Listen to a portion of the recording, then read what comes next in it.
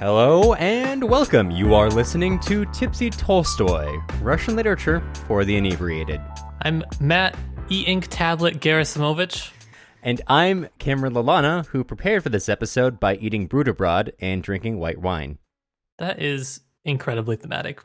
I prepared for this episode by, as my title suggests, taking notes on my new E-Ink tablet. Yes, I am that kind of person. They're really sexy notes. I've seen them. They're pretty sexy. Yeah. I would never have guessed that. They look like a scan. It does. So, not that we're like shilling for this tablet, but we kind of are. I won't even say the name. That's how much I'm not going to shill for it. But if they wanted to have me shill for them, I probably would. This and the last episode have really cemented our like low standards for being sponsored. I just want to feel needed. I want to feel sponsored. Really, that's fair. Yeah, I want to feel needed in a way that also gets me money. I could use some money. Yeah, I probably could. So Cameron, what are you drinking this week? This week I'm actually gonna soft dox myself here. I'm drinking I'm drinking a local brew from YOLO Brewing Company, and YOLO is the county in which it is brewed, and YOLO is the county in which I live. It is a red ale, Dullahan's Red. You didn't need to include the last part. You could have just said it was just a county. You didn't have to say you lived there. Well, I said I was going to soft dox myself, and I'm going to deliver on that. Anyway, it's very tasty ale. How about you, Matt? What are you drinking? So I'm continuing my train of degeneracy. This week I'm just drinking simple classic Jack and Coke, but I am drinking it out of the Jack Daniel's special edition Christmas glasses that apparently you can buy in grocery stores. It's like a little Jack Daniel's bottle, and it comes with this really cute like highball glass with snowflakes on it. It's pretty cute. Okay. Yeah. That does sound pretty cute. It's pretty nice, actually. It's the only highball glass I've ever owned, so it's exciting. That's fair. Yeah. Well, it's appropriate. It's getting me in the mood to talk about our work of the week. What is it, Cameron? What is the work? We are reading Sankya, or we have read half of Sankya by Zakhar Prilepin. Yes, you heard him right. This is a two-parter episode. This week we are talking about part 1 of Sankya through chapter 7. And Cameron's going to give a quick summary, but before he does, this is just kind of a content warning. This book is pretty graphic, a lot of discussion of violence, of racism, and an implied rape scene, which we will be talking about. So if you're uncomfortable with any of those, check the show notes, and we will do our best to direct you around those topics. Yeah. So in order to get into Sankya, you kind of have to understand the political and historical context of Prilepin writing this in the early 2000s. So I don't want to assume anyone knows that much about Russian history. So we're going to start it as all things should be started, with the fall of the Soviet Union.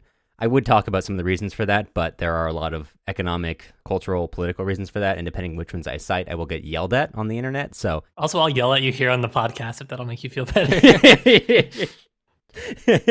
Yeah, it'll start here and it'll just continue. So the Soviet Union ceased to be on the 25th of December 1991. In the recent months, there had been a number of republics in the Soviet Union that had been claiming independence. In late 1991, there was the August coup, where Soviet military elites tried to overthrow the premier at the time, Gorbachev.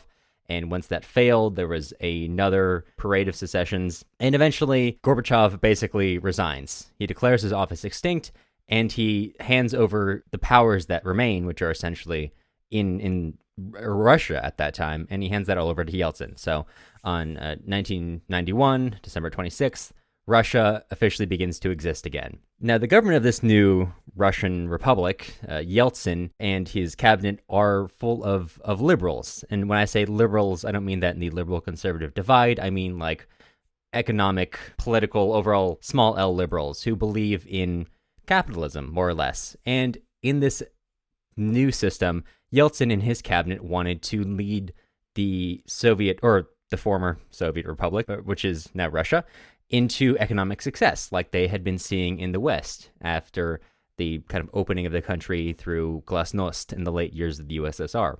At the time, former communist states in Eastern Europe, especially Poland, had been having great success with what we would now term shock therapy, or suddenly applying capitalism and like free market tenets into their economies. So Yeltsin and his cabinet, especially led by Yegor Gaidar, launch into shock therapy. They implement a number of policies throughout the 90s and privatizations and all this stuff. And TLDR, it does not go well. The new Russian economy is heavily concentrated in quite few hands. Wealth inequality suddenly shoots up. You have the appearance of homelessness, of poverty, of all these things that had previously more or less unknown in the USSR. And it was generally a bad time. Business developed. Business and gangsterdom were basically the same thing. I actually have a friend who came to the US during this time because his dad... Basically, his dad's company and other company were having a gang war, and after someone's car got blown up, he decided Russia was not a place to raise kids. It was a wild time. Yeah, that'll do it. That I would come to the same conclusion, I think. Probably 50-50. So you have this sudden application of shock therapy and capitalism, and it does not go well for a lot of Russia.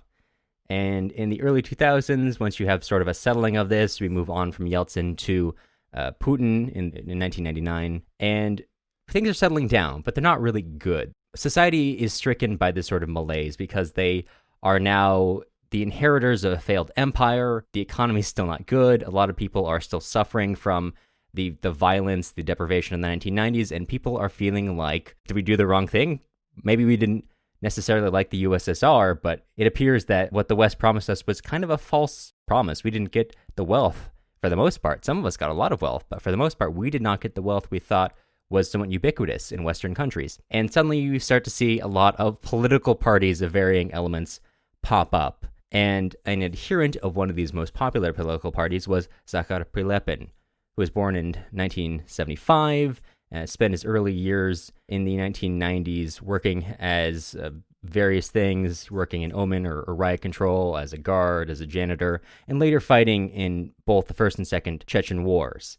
Now, by the time you reach the 2000s, Prilepin is now a journalist for what he would call he called them rags, obviously not super into the people he was writing for, and at this time he starts to write. And he writes his first book, Pathology, which is very well received, and then after that, in 2005, to be published in 2006, he writes Sankya. And Sankya is a tale that was widely embraced by the Russian and frankly even Western media apparatus as a diagnosis of an era, of the loss that people felt, of the need for or the want for something else.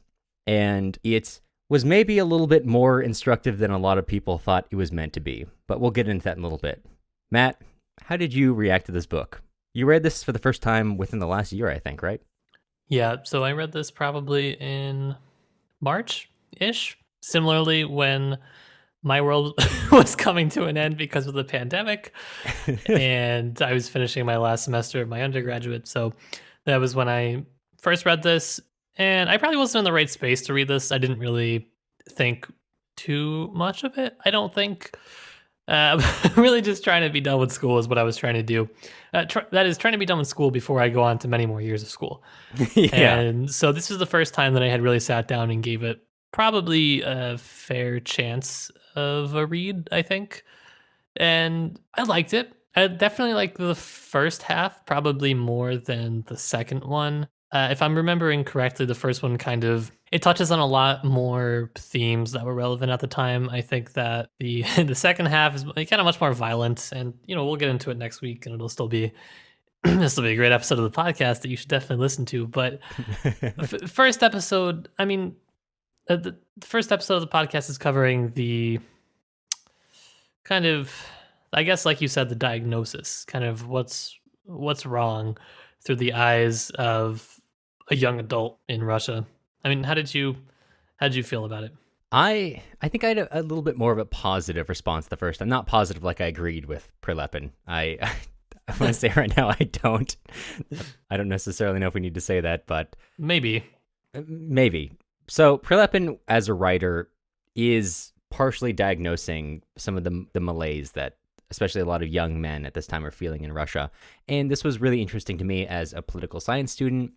He was doing a lot of work on the early Russian era and late Soviet era, so I thought it was really useful for understanding that sort of mindset. And I still do think it's really useful in understanding, I guess, what you'd call a more radical mindset.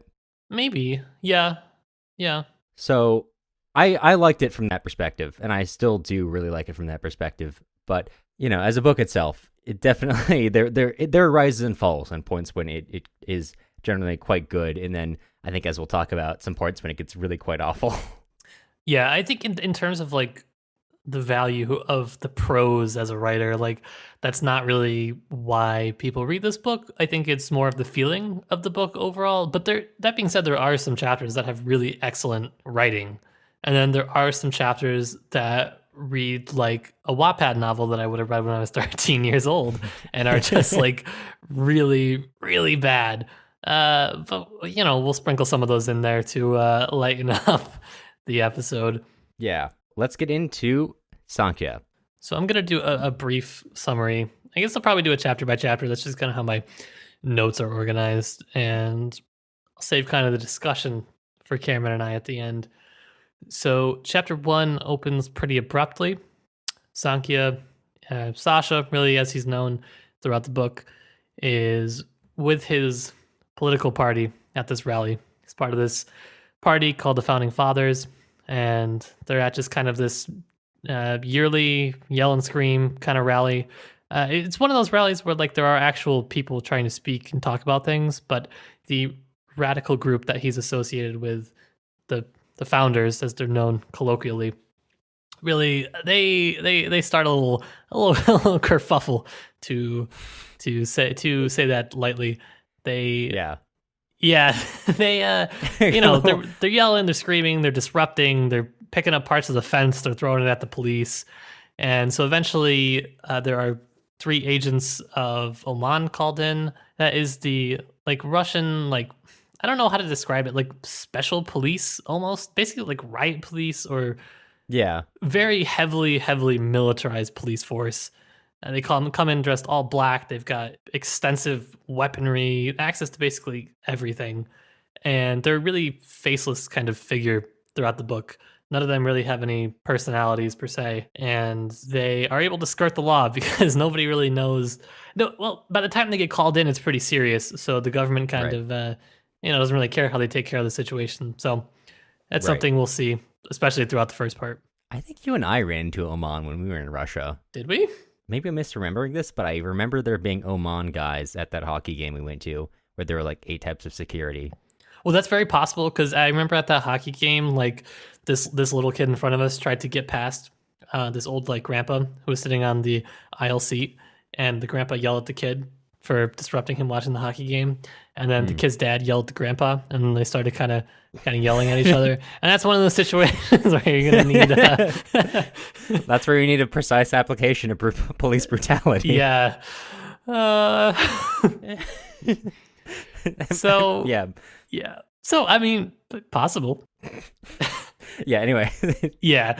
So basically, they disrupt this rally. They start going absolutely crazy, and Sasha and a couple of his friends, they're flipping cars, they're burning stuff, they're somebody jump kicks the mayor. It's absolutely insane, and they start to realize that they're kind of being chased in such a way that's kind of cutting them off, and they're picking them off individually to arrest or whatever they are going to do. And so Sasha and his friends are, trying to get away. They, get on a trolley and they're trying to make a run for it. And they don't quite make it. And several of the OMON pull them off the trolley, and they're, slamming their heads against the side of the bus. And they're beating them pretty badly. And the trolley bus driver has to kind of say, like, can you not do this next to the trolley? There are literally children on board.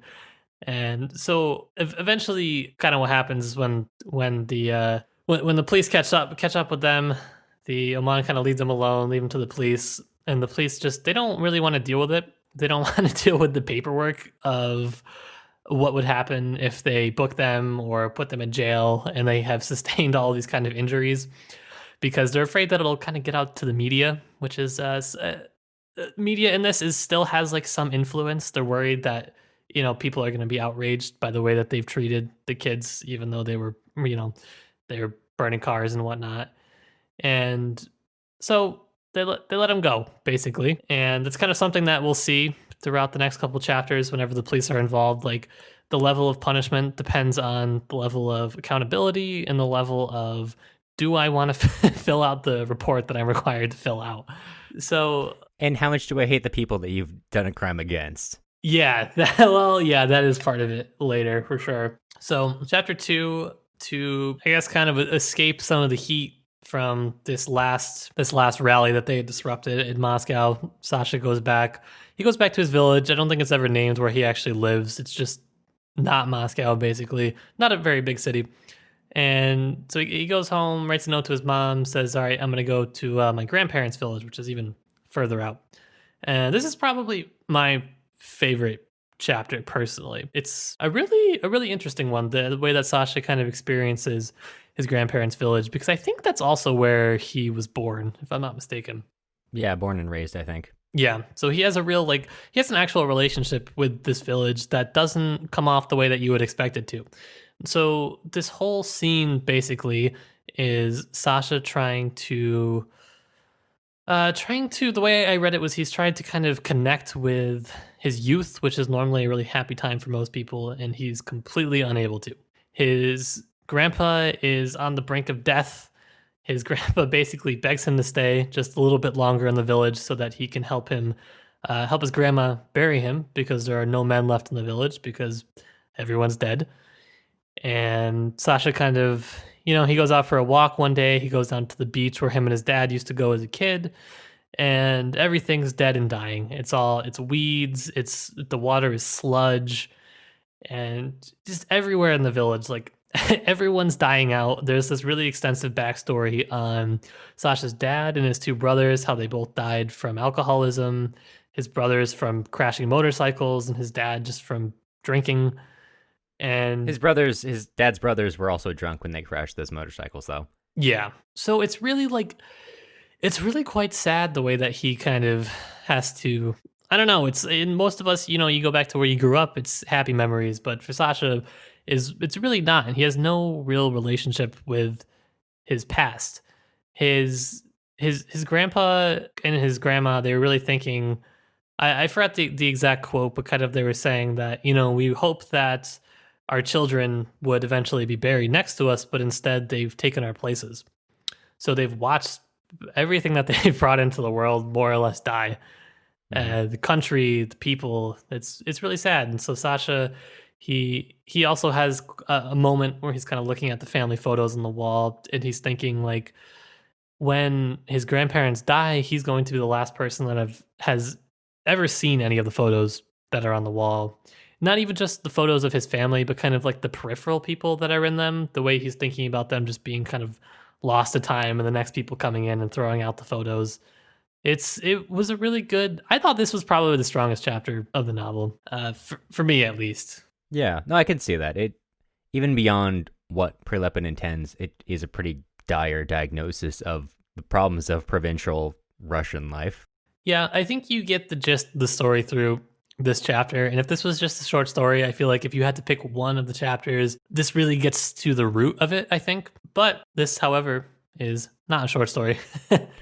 However, he keeps writing. Yeah. He keeps writing. So chapter 3 is the one where we are introduced to another founder. His name's Negative. He plays a fairly big role throughout the rest of the book. He's somebody that Sasha is like kind of close with, though he's not really. It's hard to explain his relationship with the other people in his party, because they're not like, I don't know, they're all just so angry. It's not like they're just pals. They're kind of like, waiting to burn something down next. So Negatives is a couple years younger than Sasha, but Sasha talks about how he grew up in an orphanage, and that makes him seem older than he is. And he's really stern and very serious.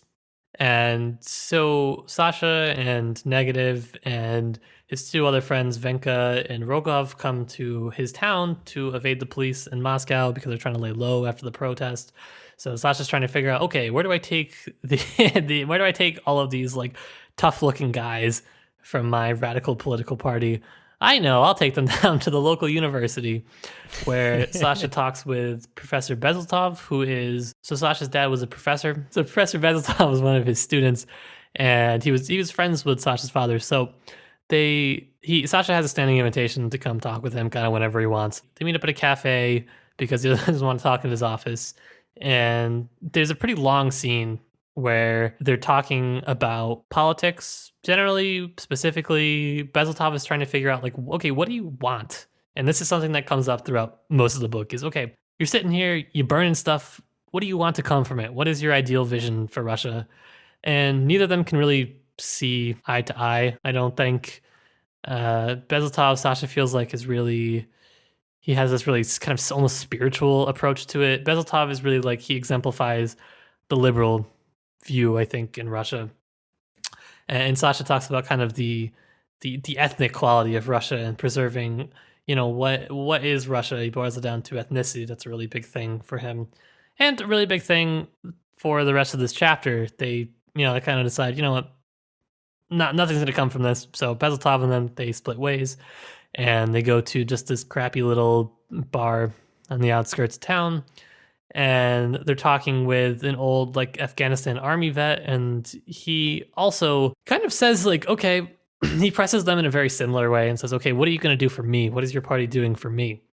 And they get into this whole debate. And a really interesting point that I like from this was when the Afghan vet says, you guys, all you do is throw tomatoes, whereas I actually have to throw grenades at people. And one of Sasha's friends says, like, throwing tomatoes is actually much worse than throwing a grenade at somebody, because if you throw a grenade, the worst that's going to happen is somebody's going to kill you.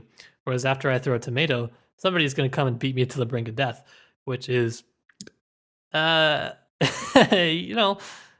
really telling for basically the rest of the novel and the way the police basically beat people just kind of freely. Yeah. Rogov, who's talking to the vet, has also fought and points out that the environment that the vet fought in, which is two sides each armed against each other, is a different environment from one side with tomatoes, who are then arrested, put away for years, and are tortured by the police. And he argues, having experienced both, or at least claiming to have experienced both, that the latter is worse. Yeah.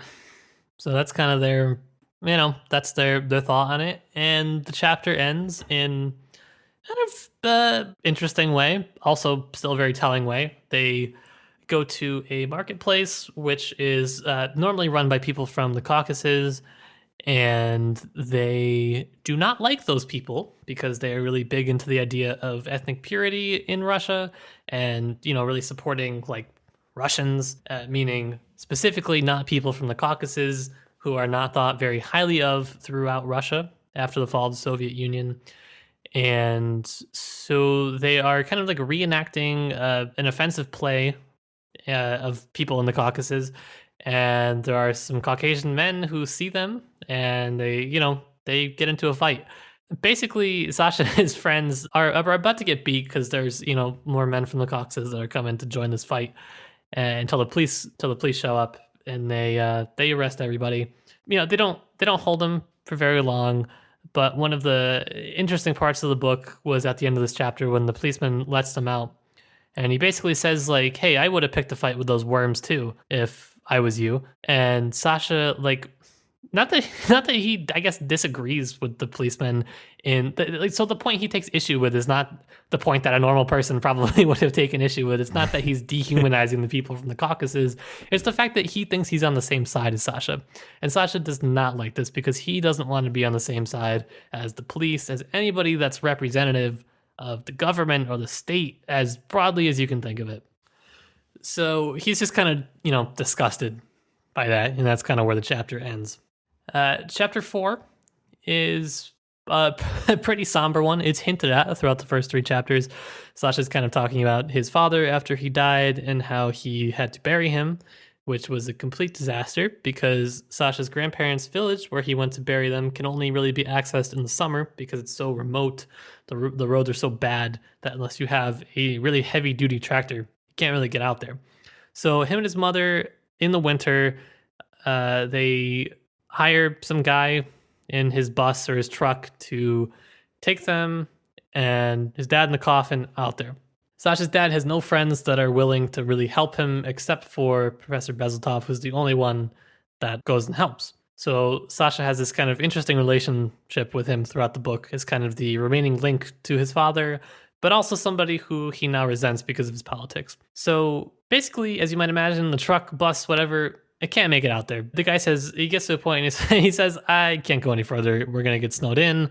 And so Sasha and Bezeltov take Sasha's father from the back of the truck in his coffin, and they have to drag him about 10 miles to where the village is, which is not what you want to do in the really heavy snow. It's an absolute disaster. It's a really fascinating chapter. I won't go into all the details, but basically they're able to make it only because before leaving, Sasha had left a message with one of the neighbors saying that they were coming that day, and one of the neighbors had seen that it was, snowing, really difficult conditions. So he fortunately comes out in his tractor to kind of look in the surrounding area in the woods to see if they had maybe gotten stuck anywhere, and he had been able to help them. So fortunate, but an absolute disaster of a trip. Basically everything that could have gone wrong has gone wrong. So it's an interesting chapter that Prilepin chose to kind of nestle in between, or nestle after the first 3 chapters. To me, I think it's interesting how he kind of keeps coming back to his childhood. And this is not a chapter that, it's not a memory that you should really be one that would necessarily make you happy. I think for a lot of people thinking about a relationship with a deceased relative, usually it's positive memories. Whereas this, every time Sasha talks about his dad, it's just disaster. Next chapter, chapter 5, is back in the present. Sasha decides to go back to Moscow because he's kind of fed up with being in his local village. He doesn't really want to be. He wants to be in the center of the action, basically, with the rest of the founders. And he meets Yana, who is one of the kind of really important founders. She was in a relationship with the head founder, Kostenko. And he is currently in jail, though. So he heats us up for a little spicy drama in chapter 5, where Sasha... Please don't call it that. Please do not call it that. I say it with a really heavy drop of sarcasm, because I'm going to read the best and worst excerpt from a book ever written in a little bit. So Sasha meets her outside the founder's bunker. That's what they call this basement that they coordinate in. They go back to Yana's place. She invites Sasha there. She's really distant. She's not really... Sasha's trying to basically figure out, am I going to have sex with her or not? That's basically what he's trying to figure out. And he's having a hard time getting a read on her. It's in this chapter is the first time when the way I read it was implied that she was raped by one of the OMON people because she was able to get away after the protests in chapter 1, and that's kind of a sore spot for her. Sasha definitely doesn't pick up on that because he's kind of an idiot throughout. Yeah, well, yeah, he's not real concerned with their consent. No, he's definitely not. So yeah, so basically they go back to Yana's place and they have what is probably the most poorly written sex scene in world literature, I would say. What do you think? I've read worse, but only on fanfiction.com. Okay. .net, excuse me. Sorry. .net, you got to get it right. So shall I read the thing that I read to you before we started recording? I wish you wouldn't, but I think they deserve to know. Okay. This is the funniest thing that I've read, probably. He stroked Yana. She was slender, delicately slender, and still a little damp from the shower, slightly cool and moist. But in one place, she was hot and surprisingly wet. His hand touched her there. She sighed faintly. So this was the worst thing I've ever had to read in my entire life. I wrote LMAO in the margin of my copy throughout the whole sex scene. This prompted me to write an email to my professor after reading this exact chapter when I was an undergrad and said, can we please read a book by a woman, please, you think? Just because I hated it so much. I hated every second of it. Can I just come in and make it a little bit worse? Yes. So here's the part that got me. This is the part that I hate the most. And Yana's breasts weren't round and hard like apples, and her nipples weren't pointy. No, on the contrary, her breasts undulated. Milky.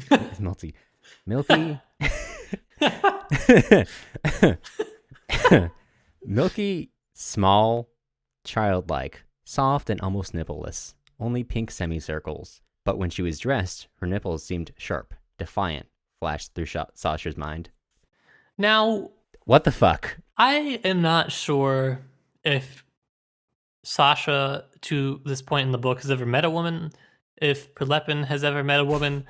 This was just like this chapter where, like, you didn't need to write the sex scene. I'll just say that first off. It was super clear what was going to happen all throughout. The way, like, Sasha was, like, leading her, you know, with the in the small of her back through, like, the metro. And I was just like, okay, yeah, this is where this is leading. And it's really, you know, you just didn't have to do it. You just didn't have to do it. And you made me read it, which is worse. Genuinely, please, I beg of you, literally never describe anything about your sexual partner as childlike. Yep. For the love of God, Jesus Christ. I'd like to move on from this because it was horrible every time I've had to read it. Yep. So, chapter 6, we get into the juicy action of the party.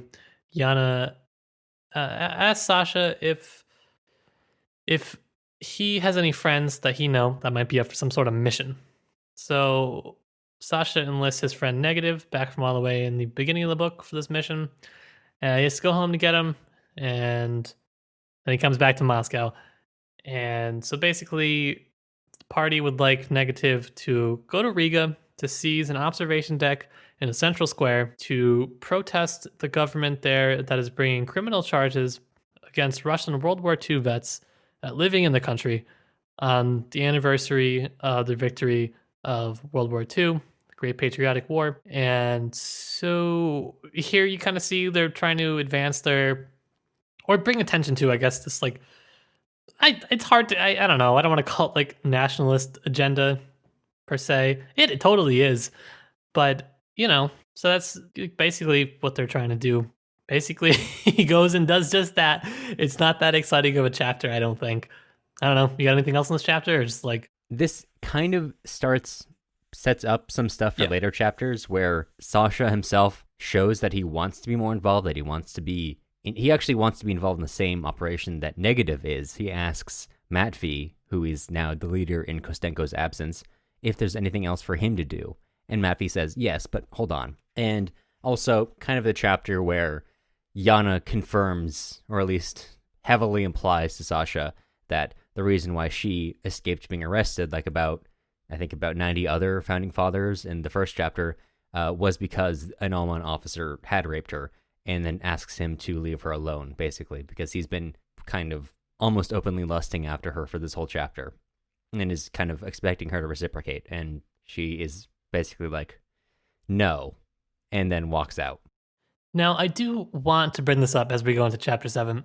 That is the reading. That is how I totally understand this to have happened. I think that is what is most supported in the text. However, there's this little part in chapter 7 that gives me just a little bit of pause. And it's something that was brought up when I took the class. And it's that we don't know a lot about Yana. And somebody kind of brought this up. So in the beginning of chapter 7, Yana gives Sasha a burner phone, and he doesn't know why. So at one point, she calls him to say that Negative has seized a tower in Riga, and almost immediately after, Sasha's abducted off the streets by a couple of OMON officers. He's taken to this like detention facility for interrogation. They beat him because he does not cooperate. They break his nose. There's blood everywhere. They drive him out to the middle of the woods. They undress him. They beat him. They cut him with a broken bottle. It's horribly, horribly graphic. And he doesn't give anybody up. He refuses to cooperate, and they basically leave him on the brink of death in the middle of a ditch in the middle of nowhere. So the only part about this that really gave me pause about Yana, it was just like the fact that she gave him this burner and called him to tell him that they had successfully completed this mission, which Sasha wasn't really involved in. Like, he set Negative up, but he wasn't involved. He didn't have any role to play in this. And so somebody had posed in a class that I had taken previously that Yana is kind of working this inside job.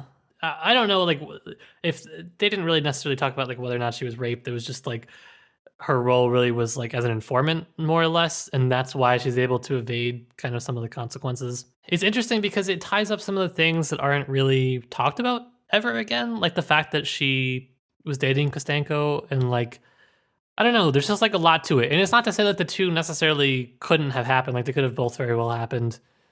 But there are, I feel like, definitely one of them's confirmed, the other one's a little bit more ambiguous, at least in this point of the book. But more or less, that's where we're left off with Sankya. Is he dead in the middle of a ditch somewhere? We'll find out when we start chapter 8. His vision fades to black, and it says along the lines of, and that was the end. So, yeah, literally, that was the end. Yeah. So that's where we are halfway through Sankya. So there are a lot of themes to get at here. That was kind of a long summary, but it's important to know for getting into what we're talking about. And next week, we're going to be talking a little bit more, I think, about the political ideology Sankya kind of puts forward. But this week, we're going to focus more so on kind of the diagnoses that Sankya makes, which is, I think, for both of us, maybe more interesting. But certainly next week will be an interesting exploration of what that implies. Interesting in a different sort of way, definitely. Yeah. Yeah. I want to ask you a question. I know that you had a couple things that struck you, but what really stuck out to you about the first half of the book? What comes to your mind when you want to talk about it? Definitely chapter 2 for me. I don't know. It was really emotional just reading through it. I think that is the strongest writing in the book for sure, because I think it kind of meshes really well with Sasha's kind of, I don't know. He's really kind of blunt. He's really quite, I don't know how to describe him exactly. He's very angry, and this is kind of the place where you can see where it kind of stems from. I think it's the most interesting, probably, like historically, with his grandparents and his parents and everything going on in that chapter. Just the difference between the rural urban divide in Russia that very much exists, and it's good. It's also the only place that I'm aware of where he's called Sankya is by his grandma. And to me, that was interesting. This was pointed out to me. I'm not a native Russian speaker, so I probably would not have picked up on this. Sankya and Sasha are both diminutive names of Alexander, but Sasha is way more common. That's what everybody calls him. Sankya is not really it is in this case a diminutive of Alexander, but it's a really weird one. Like, it's not a natural one. It's not one that people would normally ordinarily go towards. So it points even further to this like divide that he has between not just rural and urban, but like his disconnect between his childhood and his present and how that plays into his future. He feels like he has no place whatsoever in society. He has no connection to his past. He has nothing to do in the future, and that only fuels more violence in the future. Yeah, I also really enjoyed that chapter for similar reasons, in that I think it is really, I don't know if it was necessarily intended as such, but it really reads as a metaphor for kind of like old Russia. And Sasha is very concerned with preserving the Russianness of Russia. Mm-hmm. And here you kind of see that it's kind of dying.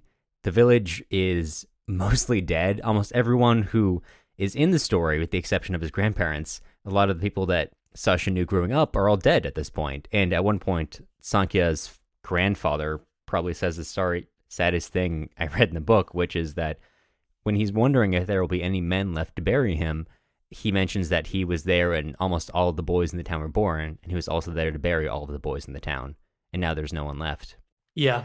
And it really reflects on what you said earlier about how everything seems dead, where Sasha grew up swimming is now covered in trash and full of weeds, and there's just really nothing there. And Sasha's grandfather outright says that he's trying to die. Sasha's grandmother says, your grandfather doesn't eat anything. He just drinks a little bit of water. And Sasha's grandfather is basically just like, I'm trying to die. Why can't I die? Mm-hmm. And asks Sasha to stay just because he's trying so hard to die that he just wants him to be there for a few more days to bury him. So his grandmother, so she doesn't have to bury him alone. Yeah, this it ties into actually a lot of themes about this book, which is why I liked it, because the only scene I think where Sasha does anything productive is when he actually cleans up the beach that him and his father used to swim at. He sees there's all trash and weeds and just bushes and just all crap all over the beach. So he takes some time and he actually cleans it out. And he says, it doesn't look bad. It doesn't look like how it used to look. Like, there's basically no going back to how it used to look.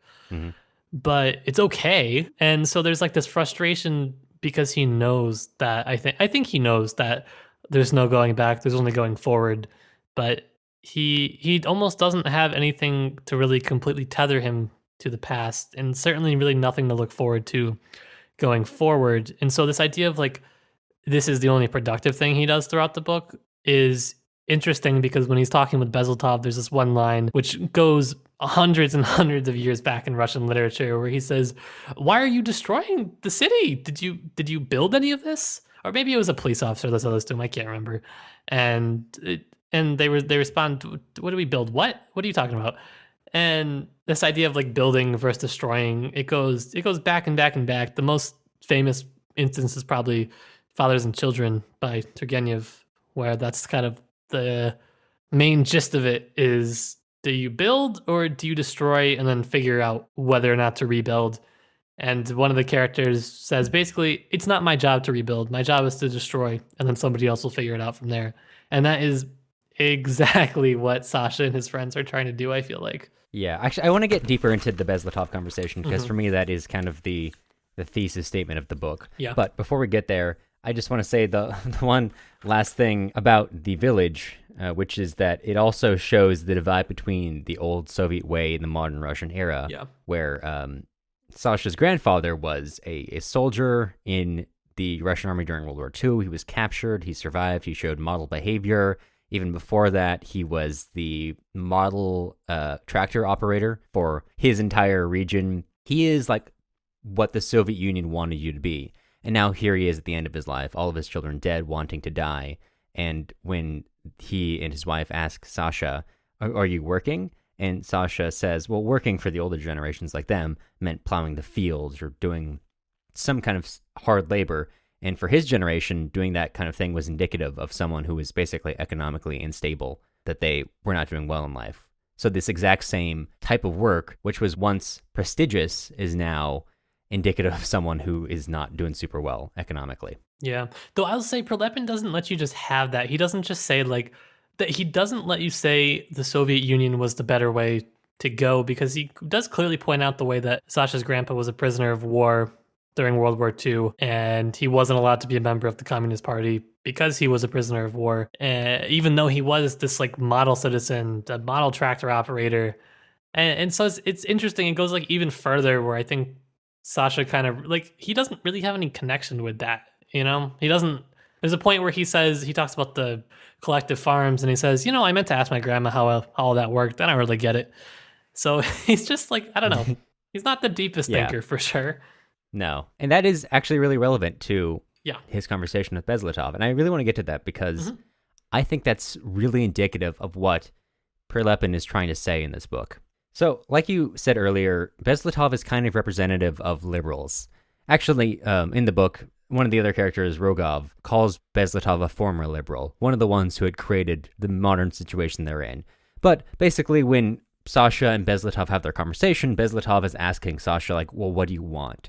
Like, give me a coherent message. And there is no coherent message for the Founding Fathers to give. They just, as you said, they're looking to destroy the current order. Yeah. Because they don't like what they see, and they aren't as concerned with building up what happens after. And when Bezletov kind of pushes and says, well, what's your national idea? Because he's sort of he's representative of the liberal systematic thinker of like creating systems, and does not think about like things like blood and soil nationalism. And he keeps pushing for this national idea. And Sankya says, well, I'm Russian. That's enough. I don't need any idea. And I didn't read the translation, but I'm willing to bet that when he says I'm Russian, he says I'm Ruski, which if you're in the Russian language, again, I'm not a native speaker, but saying that a person is Ruski and a person is Rossiyski are two different things.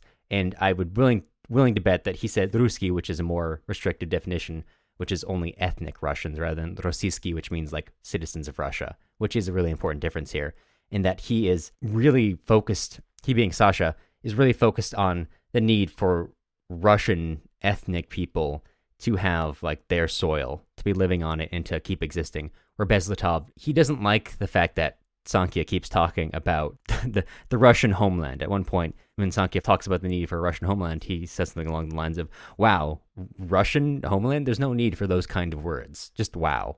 Kind of offended that Sankya is talking about it, because Sankya really is talking about blood and soil nationalism. I mean, this is sort of like lampshading the actual real life National Bolshevik Party.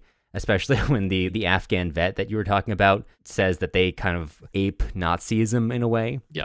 They're like bordering on that, but they're not quite taking that last step.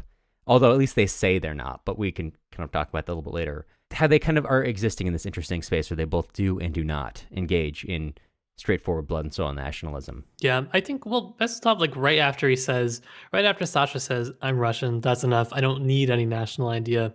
He starts, he mocks them and he says, oh, I'm Russian.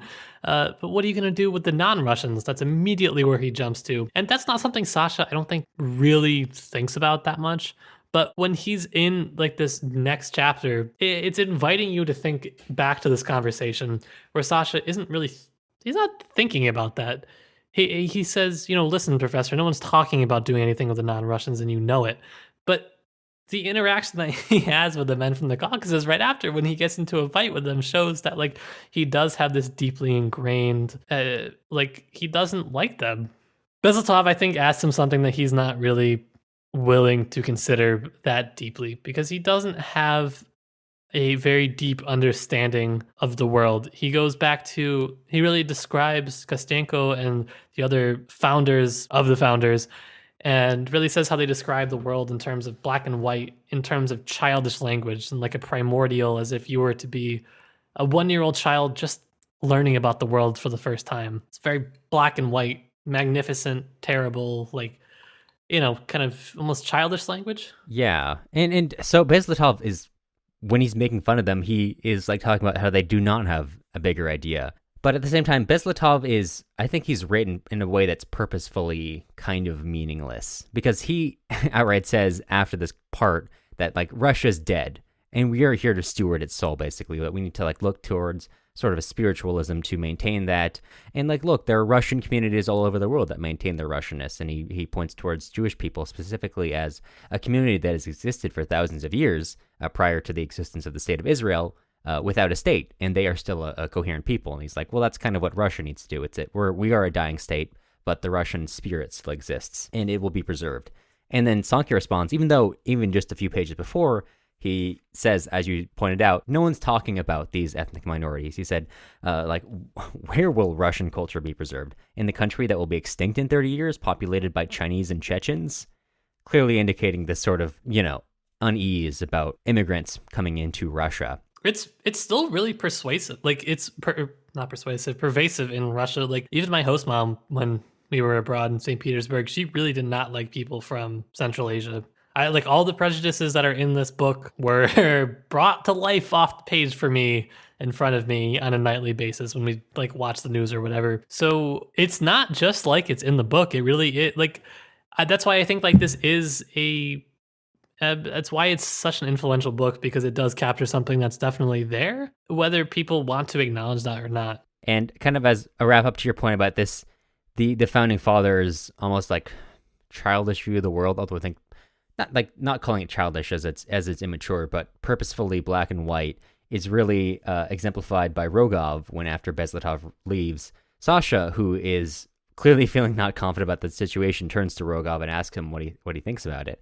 And Rogov says, oh, well, Bezletov is obviously one of the ones who was a former liberal who made this state what it is today. And, he says they're quick to call upon God and spirituality in times like this, but they were the same ones who invoked the name of God when they were torturing this country with the dull knife of capitalism, of shock therapy in the early 90s. And then finally Rogov says, well, he's the guardian of Russian culture. Let him guard it. And then he says, we're going to go to the people. And the people are where we drink, in a warm room with some okay food and cheap vodka.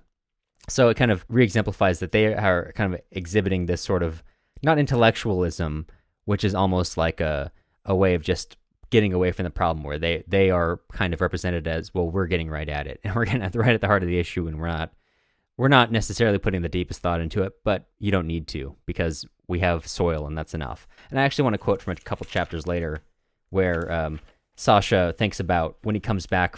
Sasha was in the army for a while, as all young Russian men have to be. When he's thinking about his fatherlessness, he understands this. Quote, ever since he matured to army age, everything became clear. Insoluble problems no longer arose. God exists. Things are difficult without father. Mother is kind and dear. there is forever one's motherland. And I think that's kind of the thesis statement here. That there is this sense of loss. Even if the Soviet Union was not a good state, it was a proper Russian state. It had a Russian homeland. And now there is a class of people, the liberals, small L liberal, not liberal conservative divide, who are trying to destroy that. Yeah, it's also really interesting the more that I am like reading or rereading this part with you as we're talking about it, literally just now, it still really does make me think about fathers and children, but this is like fathers and children, but so much worse because both people in the argument like don't really have a coherent anything. At least in fathers and children, you have like nihilism and then like not nihilism. And it's like somewhat coherent, and Turgenev kind of points to the contradictions in them. But I think that Prilepin is like does a good job of pointing to how nobody really has a good or coherent idea, and it's really obvious throughout everything that they do. Yeah. Yeah, it's exemplified in the arguments. It's exemplified in basically all of everyone's actions throughout the entire book.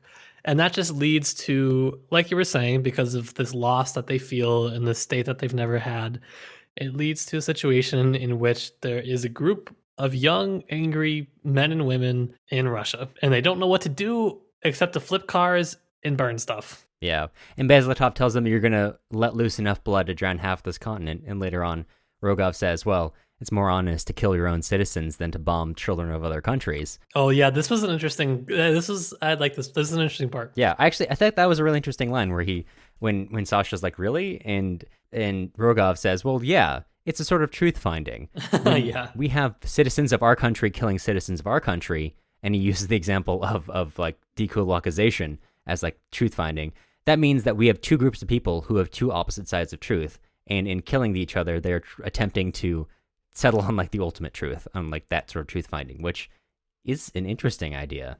It's a challenging idea for sure, and not in the sense that I'm challenged by the concept of it, but it challenges what I would think. Like, I think this is why I think it was so interesting to read as a Western viewer, because we're so accustomed to this idea of like debate, as we love to say, when I think we kind of generally know that nobody's mind has ever really changed through debate, but yet we do this little song and dance. And I think Sasha and his friends, like, they realize that and they're kind of willing to accept that. And so the way that they take that, instead of finding something different that's not violent, is they jump straight to violence and they're like, okay, this is now our truth finding. Yeah. So kind of the last major thing I want to touch upon isn't specific to Sankya, but I think it's actually kind of relevant in the way that we approach almost any country can approach this sort of nationalism in the modern era, which is this sort of borderline between, are we racist or are we not? And that's really best shown in the book when Bezletov kind of accuses Sasha of being a racist, and he asks him, what do you want to do with the other races? And Sasha says, well, of course, no one's talking about the other races, but they are. They just don't explicitly talk about it. Earlier in the book, I think this is about chapter 3, when Sasha goes to see Negative, his brother, Positive, opens the door in the house, and Positive greets Sankya with Allahu Akbar, glory to God, which is like a bit of, it seems a little bit out of place. Throughout the book, they make fun of the idea that they're racists. When they pick a fight with the Chechens in the market, it starts off because Rogov is pretending to be a miserly Chechen merchant who's trying to sell Venka, their friend, a half-drunk bottle of alcohol. And the Chechens take offense to that, and they end up in a fight. And when they're in prison, the Chechens get let go first, and they're kind of commiserating over that fact, like, I can't believe they would do that. And we're like, why would they do that to our... And then I think Sasha responds to our objects of racial hatred, and then all of them smirked.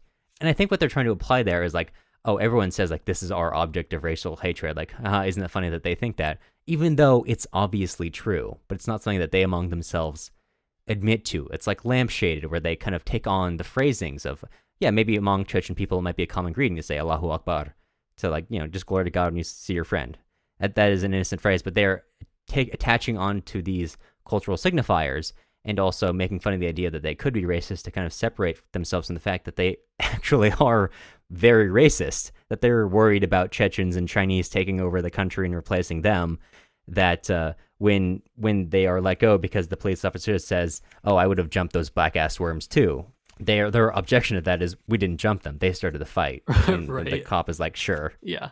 So it's kind of this interesting embrace of something that they kind of also deny, which kind of plays into a lot of, I guess, the party that they're in, where it's like, you were talking about kind of this sense of destruction where they do not have an idea for after. And that goes for this too, where their ideology is pretty explicitly racist, but there is no like, well, what do we do next kind of thing. There's just like it plays into it, which I think is true for also, even among American politics, they have that kind of back and forth where you have that kind of humor, which you could call edgy, which might itself be done by racist people, but there's like also that kind of ironic embrace of that. Yeah. Of their racism and denial thereof, and I think it's interesting to see it played out. Yeah, it's a lot of contradiction basically throughout the book. Contradictions between modern Soviet and I don't know, everything. Basically, the party is a party of contradiction. They see the world as black and white. They say that they're not racist. They clearly are. It's interesting, but it does. I don't know. I think it touches on a lot of important things for modern Russia. For sure. I don't know. I think that this is definitely, it's probably, some of the sentiments linger even today, but this is a book that's already almost 15 years old, right? So like elements of it for sure are no longer there, though a lot of elements I think still remain. And at the time it came out, there were many people who credited Prilepin as a great, sensitive and intelligent critic of his country's condition, which I'm pulling from a Newsweek quote, which is right in the front of my copy of the book. And Alexey Navalny writes the opening for this book, and they all credit Prilepin as a great diagnoser of the malaise of the young men in the country. I don't think maybe these very people understood how this wasn't quite a diagnosis, period, as a diagnosis followed by a, so here's what we do now kind of thing, which we will be getting to more so next week. Yeah. What are we reading next week, though? So next week, we are going to be reading the second half of Sankya. All right. That makes sense. Yeah, it does. The part where which Matt described to me as, what was that? The Sankya mad now part of the book. Oh, yeah.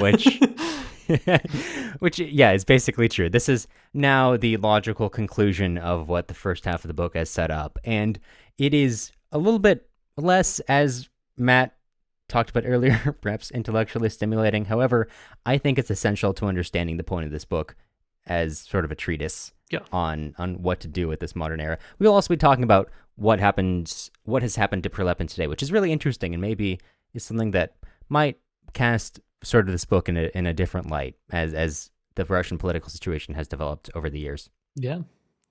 Well, I'm looking forward to it. I'm looking forward to another read of the second half because maybe I'll feel differently about it. Well, we'll see next week, I guess, so you'll have to tune in to find out if Matt changes his mind. I guess I'll also have to tune in to find out, too, so, that'll be good for me.